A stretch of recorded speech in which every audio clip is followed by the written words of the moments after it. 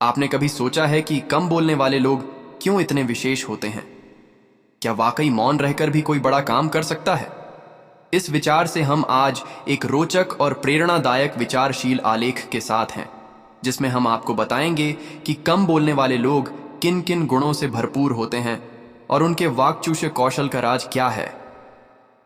जब हम बात करते हैं कम बोलने वाले लोगों की ताकत पर, तो हमें अपने आसपास ऐसे कई उदाहरण मिलते हैं जिन्होंने अपनी निष्क्रियता के बावजूद बड़े काम किए हैं।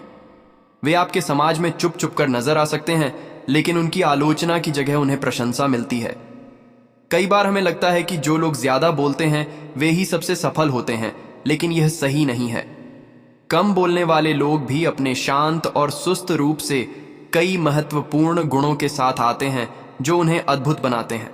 इस वीडियो में हम आपको उन 7 खासियतों के बारे में बताएंगे जिन्हें वो लोग अपनी अल्प बोलचाल से प्रकट करते हैं और जिनसे वे अपने जीवन को सही दिशा में ले जाते हैं। वह 7 खासियत जाने से पहले अगर आप इस चैनल पर नए हो तो चैनल को अभी सब्सक्राइब कर लीजिए और वीडियो को लाइक, शेयर, कमेंट जरूर कीजिए। तो आइए जानते हैं कि कौन सी वह 7 खासियत है। पहली खूबी है कि सुनने की क्षमता। कम बोलने वाले लोग अक्सर अधिक सुनते हैं। इससे उन्हें दूसरों की बातों को समझने की अधिक क्षमता मिलती है, जो उन्हें उनके व्यक्तिगत और पेशेवर जीवन में मदद करती है। दूसरी खूबी, सोचने का समय।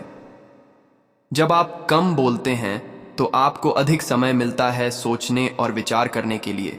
यह आपके निर्णयों को सोच समझकर लेने में मदद करता है और आप अधिक प्राथमिकता देने की क्षमता विकसित कर सकते हैं। तीसरी खूबी है भावनाओं की अधिक सुरक्षितता।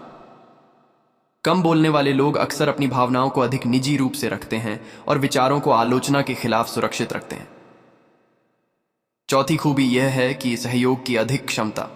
वे लोग जो कम बोलते हैं अक्सर अधिक सहयोगी होते हैं, क्योंकि उन्हें दूसरों की आवश्यकताओं के बारे में पता होता है और वे उनकी मदद करने के लिए तैयार रहते हैं। पांचवी खासियत, वाचन और लेखन कौशल। वे लोग जो कम बोलते हैं अक्सर अधिक पठन और लेखन कौशल विकसित करते हैं, जो उन्हें विशेष रूप से पेशेवर जीवन में फायदेमंद होता है। छठवीं खूबी, धैर्य और साहस। कम बोलने वाले लोग अक्सर धैर्यशील और साहसी होते हैं। वे जब कुछ करते हैं तो उन्हें विफलता के बावजूद आगे बढ़ने का साहस रहता है। सातवीं और आखिरी खासियत,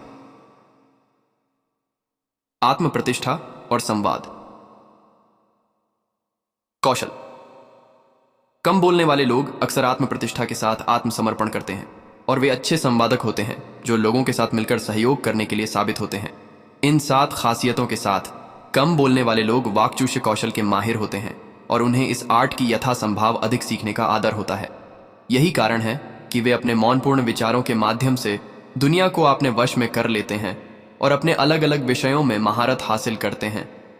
कम बोलने वाले लोगों की यह 7 खासियतें हैं जो उन्हें अनूठा बनाती हैं और उनके वाक्चातुर्य कौशल को सबसे ऊंचा मुकाम देती हैं।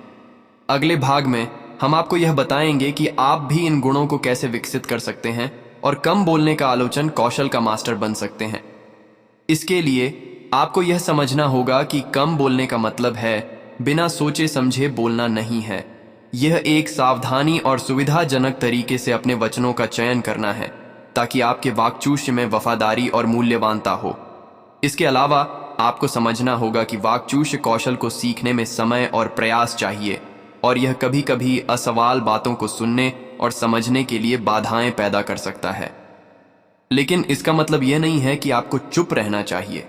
आपको अपनी आवश्यकताओं को साझा करने और अपने विचारों को व्यक्त करने का सही समय ढूंढना होगा। इस वीडियो के माध्यम से हमने आपको कम बोलने वाले लोगों की 7 खासियतों के बारे में बताया है और आपको यह भी सिखाया कि आप भी इन गुणों को विकसित कर सकते हैं। यदि आप इन खासियतों को अपनाते हैं तो आप भी एक अद्वितीय और सफल व्यक्ति बन सकते हैं।